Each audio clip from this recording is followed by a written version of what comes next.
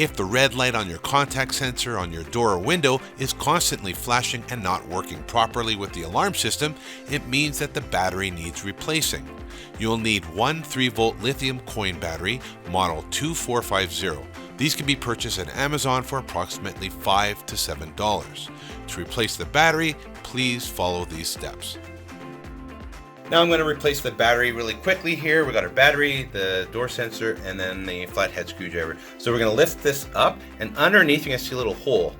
So you're going to take your flathead screwdriver, and in between you can see a little thing that kind of pops out. If you squeeze in between there, it kind of pops out a little bit. So put a little bit of pressure in there and then twist it. Give it a little twist, just like that. See? Opens really easy. So then just with your fingers, you can just pry it open. Don't worry, it's not going to break.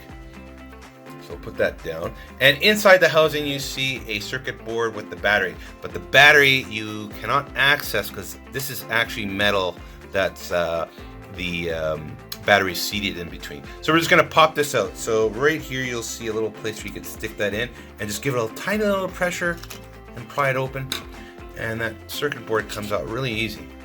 Now inside you see it has a notch on one side and it's open on the other. So from the notch side we're just going to push the battery out with the same flathead screw. So just push it out like that. See? There you go. So now we'll put the new battery in, and it's plus side facing upwards. So the plus side facing up, and then you just stick it in there nice and tight. And now we just got to seat this back into the housing. And by doing that, you will see a double line there, and then you see a single line. That single line has a little notch in there. So with the battery side of the circuit board, you're gonna seat that in there into the groove, so that seats in there perfectly. And then you're just going to drop this in, and then you apply pressure, just a little bit of pressure until it snaps on the other side. There. Now it's in there.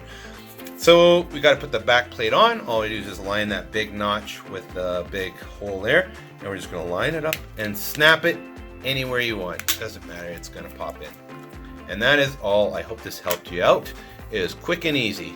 Thank you. Well, we hope this video helped you out. All the products you see here are available on Amazon.com and Amazon.ca. If you have any questions, please don't hesitate to leave your question below, and we'll be sure to answer it as soon as possible. My name is Brandon Paris, and thank you for watching.